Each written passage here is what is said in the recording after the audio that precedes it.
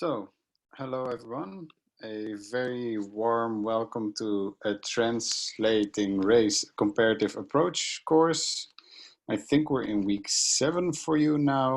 And yeah, I know these are strange times. My name is Max. I will be teaching the coming weeks. And yeah, basically I have to get used to this as well. And I think each and every one of you as well. And I hope everything is well with you and your family. That you stay healthy and safe. So I'll be guiding you through the course the coming few weeks. And I know next week, Thursday, we will meet each other through Zoom. So I can see your face as well. But for now, I'll be talking to my computer. So yeah, see you soon. For today, I will shortly introduce myself as well and tell a bit about myself, because I think it's always important to give some background to who I am, because that also influences the way I teach, what I tell, how I present, and how I position myself as well through the course.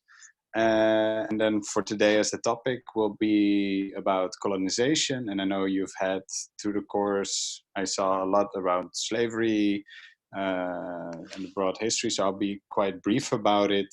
But I'll do some recaps, which is also with the reading that you did this week around commemoration, for instance, and then I'll go to the Second World War and independence movements, and then into the present neocolonialism, and hopefully you'll see that there's a relation, and it's a continuous historical process come from colonization to neocolonialism.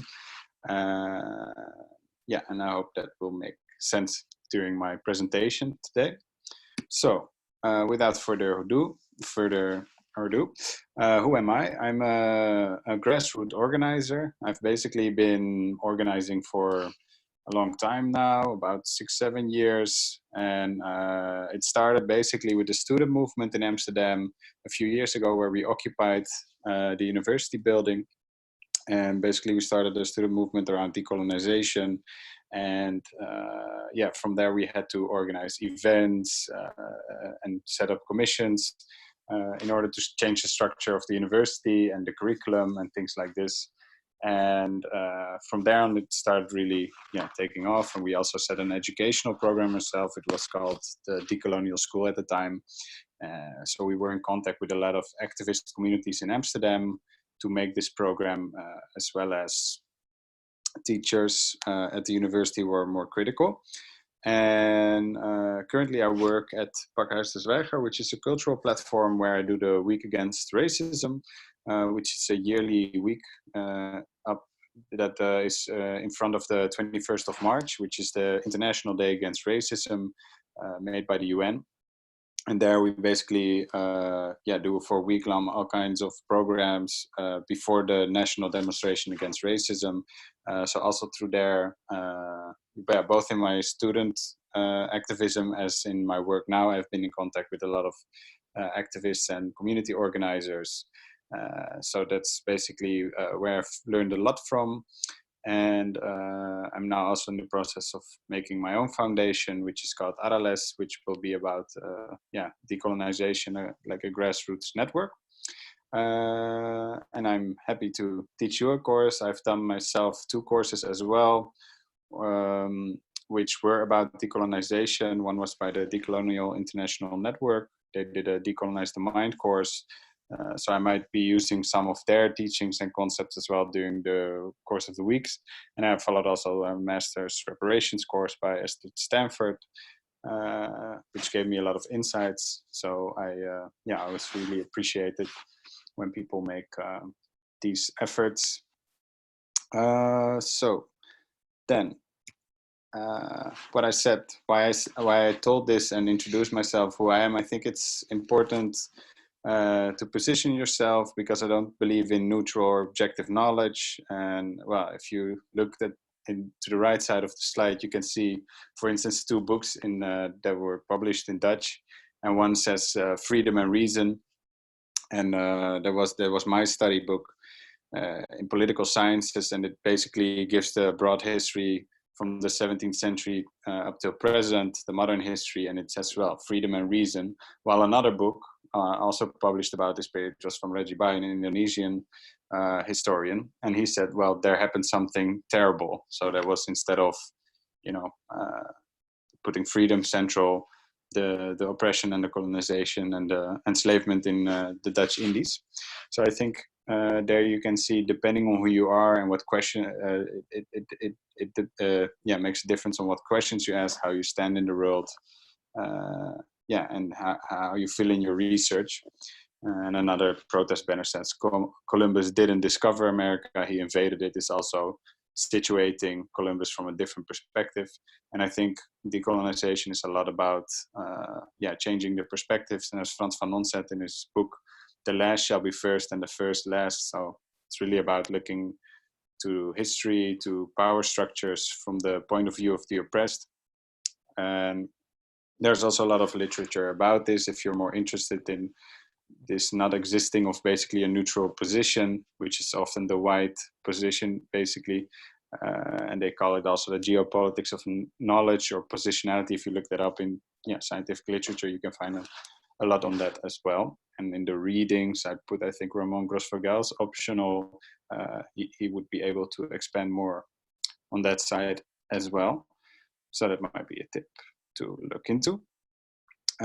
Before I go to the whole history from colonization to neocolonialism, I think one thing to give in this broad and general history is that an important element basically is that it's not one dimensional. It includes, they call it in the literature also, the colonial matrix of power. There's a lot of things, systems interlocking with each other.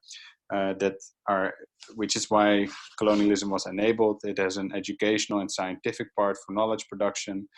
There's the state system, geographic borders were made, multinational economic sites, cultural, social, ideological, religion through Christianity. So there's a lot of dimensions, not included here, but also gender, sexuality. All these kind of things are different systems of oppressions, institutional sites that as a totality make possible a colonial matrix of power that makes domination possible.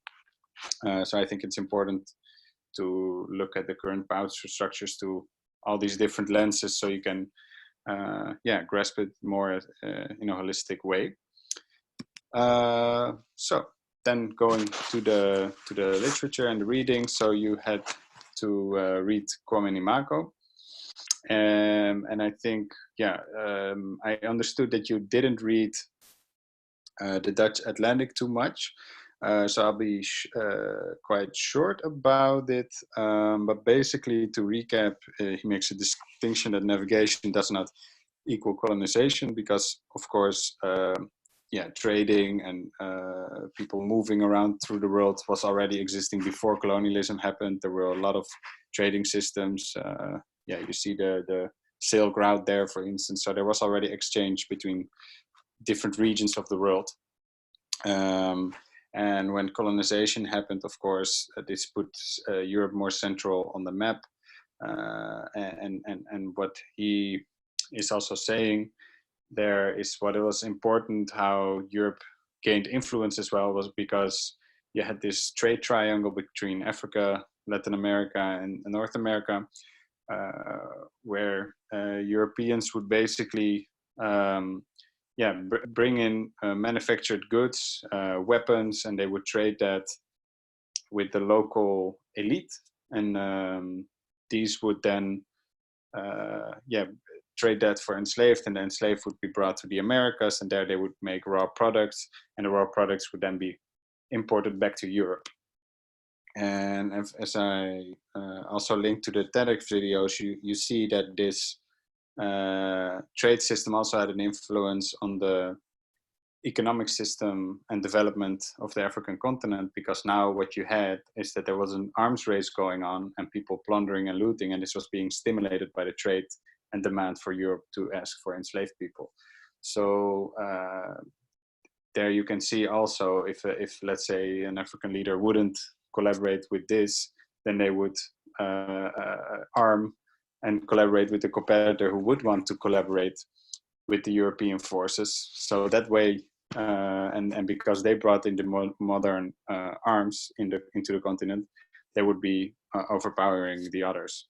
So this is an important component of colonization, always the need to work with local elites who are willing to work with you to bring in the resources, or in this case, human beings with you. And Korminimaka also makes distinctions that there's been different periods in colonization. So you had, so at the beginning in the African continent, the Europeans didn't go in really. They put on forts on the borders. And in Latin America and the Americas, there was really settler colonization, and in Southeast Asia, they were more, basically linking and going into the trade networks that already existed, because in Southeast Asia, there was already a lot of trade going on. The Chinese were very advanced at the time. Yet, of course, the Ottoman Empire as well. So that there's, there they didn't do like an effective occupation as in the Americas. But this over time would start to change, which I will elaborate more later on. But one important element is this triangle brought in as well gold and silver from the Americas and Africa. And this gold and silver that they looted in the Americas also became the coin that they could trade other goods for with in Southeast Asia. So you can imagine if you get a lot of gold and silver suddenly because you're plundering, you can buy up a lot of things and gain position in this region and area. So this gave a huge boost also to the military complex and their sphere of influence. And over this period, you also saw a more racialized division of labor. Culminating, so the plantation system, who's working on the plantations, who's overseeing the plantations. So there you see also a racialized order system coming up. So, and also what's maybe interesting book or side note to also give is in a lot of Eurocentric narratives, views and history, it's left out that a lot of the inventions that we celebrate in Europe do not basically come from Europe, was also adopted or inspired from other places. So there's this book, for instance, The Eastern Origin of Western Civilization, that basically talks about these trade relations and this gold coming in from the colonies and the wealth that we were gaining, how we also bought and looked for other inventions. So for instance, the windmill, which is a famous supposedly Dutch invention, also came from the Middle East. You had the algebra coming from the Middle East, or from China, for instance, printing techniques came, and a lot of agricultural inventions, agricultural technological inventions came from China at the time.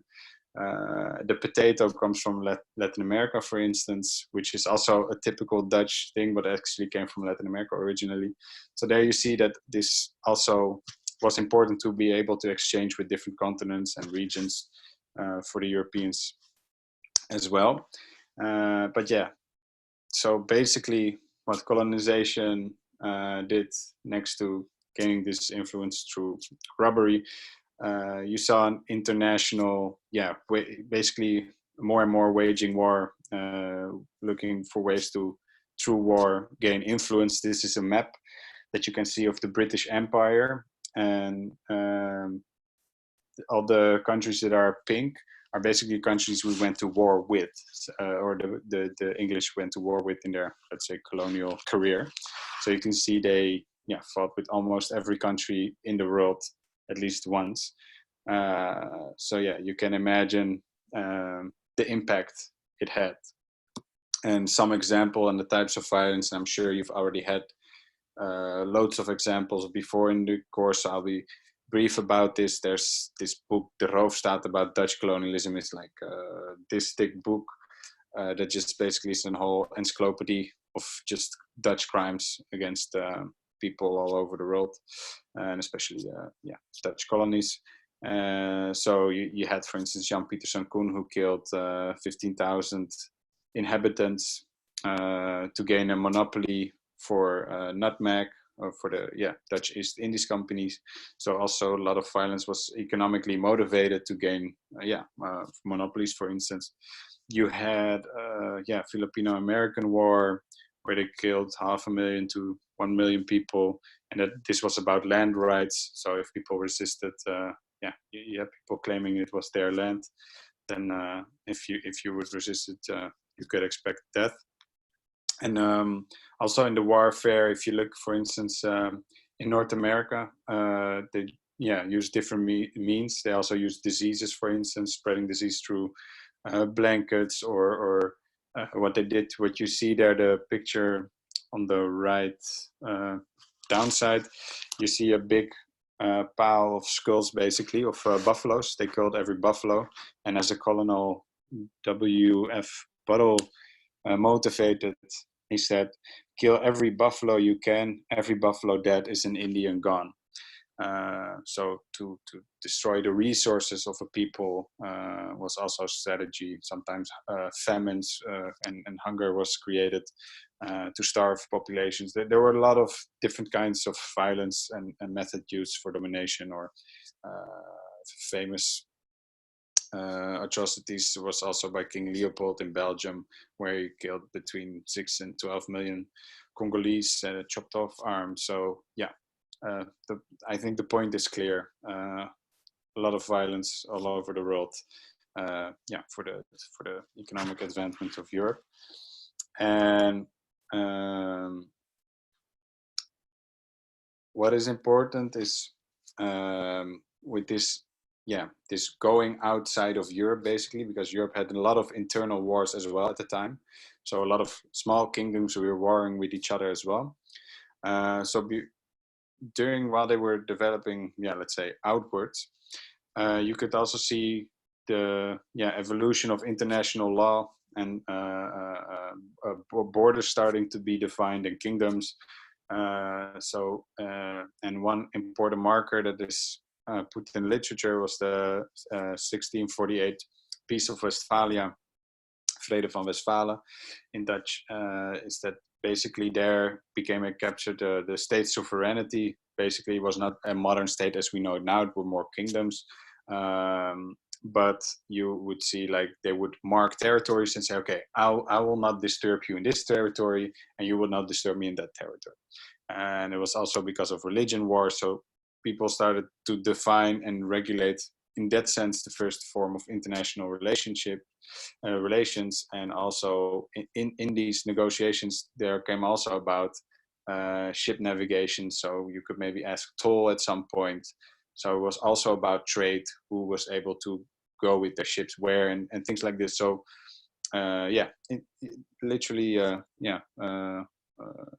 trade agreements and things like this were also part of this process. And this also a marker where you could see this was the beginning of Europe gaining their identity towards the rest, vis-a-vis the rest of the world, because while they gave each other sovereignty and they recognized all kingdoms' state sovereignties, they didn't recognize this for the rest of the world. So there was in Communimagos where it's a non-recognition.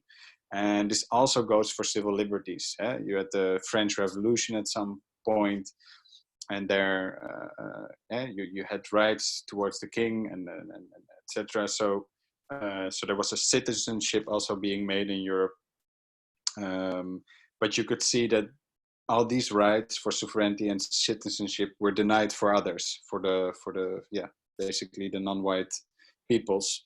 So there you could see the othering, and there were a lot of discussions also in Europe about this, because if you, about this the dehumanization, basically, because first there were religious arguments saying, well, if you Google the debates around Las Casas, you could also see when Columbus came to the Americas and they slaughtered a lot of indigenous people, Las Casas was horrified by it when he see it. So he reported back in Spain, and then they started a whole discussion, religion discussion, and said, and the discussion was basically around, well, are they humans or not, or do they have a soul or not, are they Christians or not, and thus justifying the colonization. So, and then the racism took different forms over different times. I think you had some of them as well. You had basis on religion. Do they have souls or not, or should we have to Christianize them? The white man's burden that you also saw in the video that I sent you, and over time also social Darwinism was there, and cultural racism. So it has different shapes and forms in the world, but the main point is, because they did a lot of atrocities, they needed to create a narrative around this. And in the first phase of colonialism, you saw it was mostly multinationals who were basically chartered to, allowed by the state or the kingdom to go out and plunder or have their own plantation systems, make agreements with local elites, and they could also fight wars. So they were they got a lot of mandate in that sense to do what they came to do. And you can see also in that sense, the colonies became really export oriented for products to Europeans. And here you see in the tables, some administries. I think this was of Punjab, late 19th centuries. But the point why I'm showing you this is you have to imagine, if you are trading and having this international network, you need to be able to write that down. So you need administries. So people were setting up forts, etc., enabled to be to register the trading as well. And at universities, for instance, had their role as well. You have the infamous botanic gardens, for instance. So people started doing plant research, which plants are good for the plantations, etc. So there you see, all kinds of institutions and facilities, being made, created for this international globalizing market, you could say already, which was based on this system of violence and domination.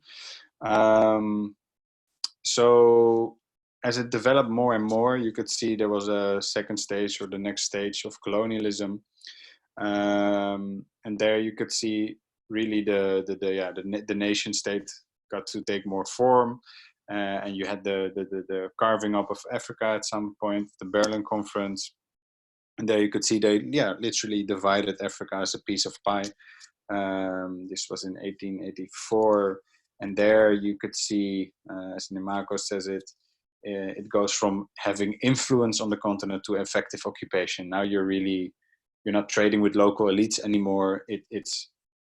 You're dividing the cake, and you're going to build a state system institution according to your lines. And if you see also the world map in terms of international languages spoken, and you look at the map of Africa, you see there's French, English spoken, and in Latin America you see there's Spanish, Portuguese spoken. So that has to do everything to do with implementing European state systems in this region with made up borders because of these trade deals, which bring a lot of problems today, because you have, for instance, indigenous peoples living between all kinds of borders because they were drawn arbitrarily by the colonizers.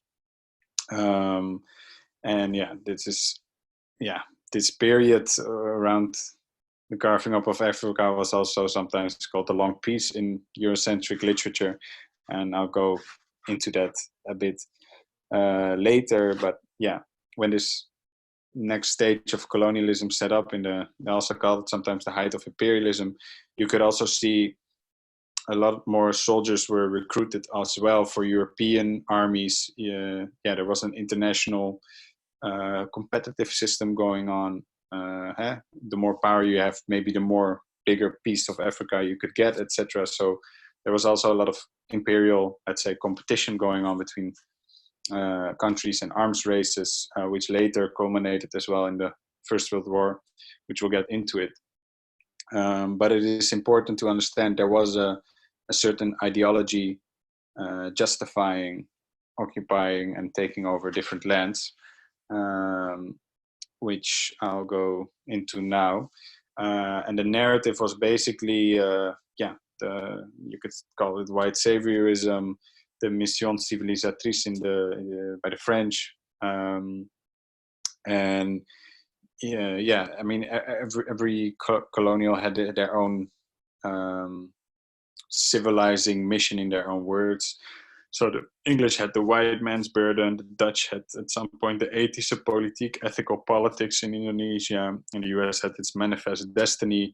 And if you saw in the video, right, you see in the painting, this expressed in the art, in the culture by putting this white woman who's an angel-like figure representing purity in the light, and the indigenous people going away in the dark, the savages, and they bring in the savages.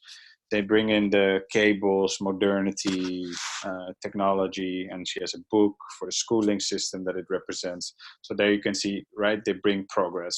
Colonization is a good thing, and it's our civil duty, basically, to colonize these people and to teach them civilization. And this is also expressed in another painting that you see here on the left top side. It's this from a Dutch chariot. So our royal family, I think they put it now in the museum just for 2-3 years now, but they used to ride every year in this golden chariot with this painting on it, and it's called Hulde der Colonial, like a shout out to the colonies. I don't know the better English translation, but there you see also people giving gifts to also a virgin, like innocent woman figure. They give their gifts for gratitude that they have been taken care of by the Dutch. And you see one guy in the left giving also a book to a small child. So there you see also this narrative of having to save others. So it's important to understand this this narrative of presenting it as something good. And education and universities have an important role in this. And I will talk more about universities also because of my background of being a student activist I think in 2 weeks. I will give a class more deeper in the colonial role of universities. But basically universities were essential to making states. I mean, every statesperson has been trained and educated, usually being to a university, and as also the colonial administration that were set up, these people were being trained at the university. If you look at law, how to govern places, university had a central and important part in training people to be colonial governors, basically, as well. And the education system was very important to make, to also destroy other cultures and to assimilate the colonial subject into the new to become colonial states. And I think it's really not talked about enough how violent this colonial education system has been for all these diverse cultures. And I want to give you one example of someone who has been through colonial education. I don't know how to pronounce his name, and he wrote this in his book. His name is Nikifi wa Chongo. And I'm just going to read this one. So, quote, "It was after the declaration of a state emergency over Kenya in 1952 that all the schools run by patriotic nationals were taken over by the colonial regime and were displaced under district education board chaired by Englishmen. English became the language of my formal education in Kenya. And English became more than a language. It was the language, and all the others had to bow before its difference. Thus, one of the most humiliating experiences was to be caught speaking Kikuyu in the vicinity of the school. The culprit was given corporal punishment, 3 to 5 strokes of the cane on bare buttocks, or was made to carry a metal plate around the neck with the inscription such as 'I am stupid' or 'I am a donkey.' Sometimes the culprits were fined money they could hardly afford. And how did the teachers catch the culprits? A button was initially given to one pupil who was supposed to hand it over to whoever was caught speaking his mother tongue.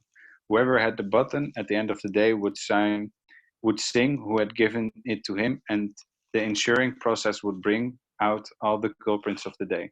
Thus, children were turned into witch hunters, and in the process were taught the lucrative value of being a traitor to one's immediate community. So yeah, you see their language is literally criminalized, being ridiculed, being made less, and they're also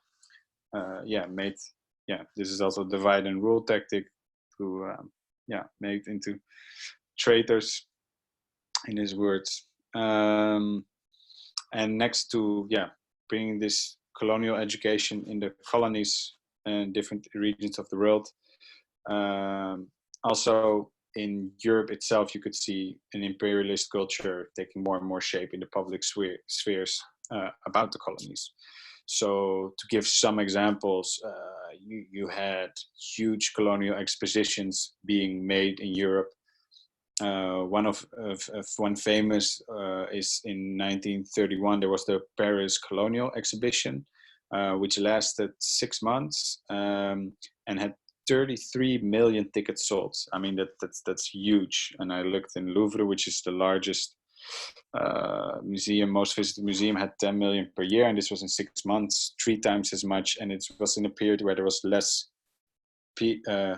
amount of people, and also in total, and also less easy to travel around the world. So this is like huge. This is like such a huge exhibition. And in these exhibitions, literally also people put into zoos to exhibit them, to show the colonial dominance, to show the riches that they came in from the colonies, but also their civilizing projects. All these kind of things were then exhibited.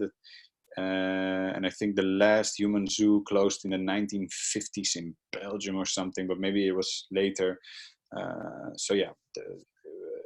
This gives an idea. And you had street names, for instance, in the Netherlands. Every large city has an Indische buurt, a Dutch Indies neighborhood, where they have street names after different places. So, for instance, the Javastraat, different places that the Dutch colonized as a portrayal of the riches that they gained. And you could see this in children's books, in comics. There are lots of examples where you could see that it is imperialist and colonial culture being educated to the masses, basically. And this is also what happened. Basically, is that so I explained the first period was more of kings and these kingdoms. And in this period, in the height of imperialism, it became more, the state replaced chartered companies as occupiers. So the companies became replaced, and imperialism becomes a project of citizens as opposed to princes. So it was now more of we as a civilization do this together kind of thing. And this gives also benefits to European populations, of course, this colonialism in terms of jobs, goods, markets, as it does today. And this was largely supported, of course, by religion, science, education, culture, literature, everything. So it was an integral part. And this is just one quote of Cecil Rhodes that maybe shows also the relevance of this. You can read it and pause it in your own time, but it basically says we need to do this imperial project so people don't get angry if we have not enough. We need the wealth, and it's a way of giving people jobs and meaning and things like this.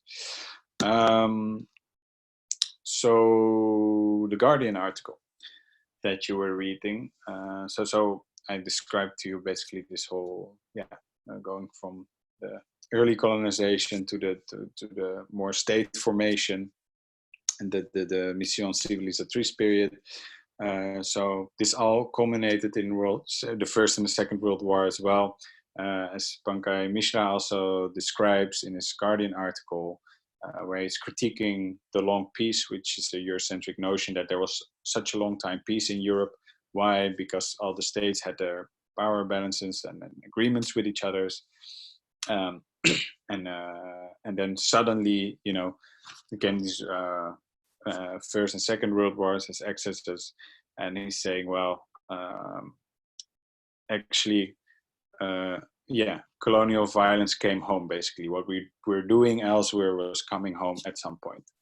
And he gives some examples in it, like because I told you, like yeah, more and more people of color were recruited for European armies. They at some point became also came on European soil. So this put, usually the race relations were more explicit in the colonies itself, but this brought it back into European society as well, and all kinds of discussions. You had forced sterilizations happening, you know, white women not being allowed to marry persons of color, and things like this. And of course, I'm talking very generic. Every country context had different things going on, but just to explain the dynamic of race coming home.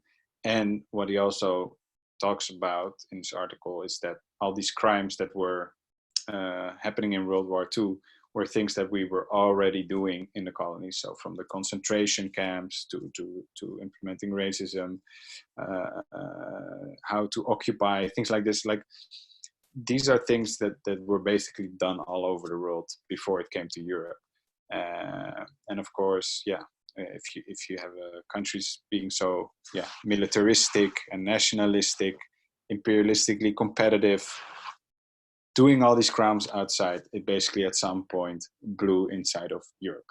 And this is a different story than the one that we usually remember, where, I don't know, for instance, for the Second World War, Hitler is the bad guy, and fascism was a sort of an like a weird thing that happened in Europe. And there were democratic and fascistic tendencies, and then the democratic liberal ones. This is a different narrative, because this one also exposes that all the Europeans were basically, yeah, a bit like Hitler, basically. If you look at quotes from Churchill, he's not much better. And yeah, and this is yeah, important to more see it as a whole. Yeah, so he calls it also a century of genocide or mini genocides. He gave one example of the Herero being killed. I think this was in Namibia, 70 to 80,000 people killed, also in concentration camps. So yeah, this was just to give an example of the things happening outside that came inside. And I think a nice quote to summarize this as well was made by Toni Morrison, a beautiful writer from the US. She said, slavery broke the world in half. It broke it in every way. It broke Europe. It made them into something else. It made them slave masters. You can't do that for hundreds of years and think it did not take a toll. They had to dehumanize not just the slaves, but themselves. They had to reconstruct everything in order to make that system appear true. It made everything in World War II possible. Yeah. As I see that I'm already talking 40 minutes, I think I will do the second session about neocolonialism in a separate video. I would suggest, yeah, to take a pause, take a coffee break, whatever, and then I'll record the second session, which I will talk more about, yeah, how it led to independence movement, both world wars. All right, and then into neocolonialism. Goodbye.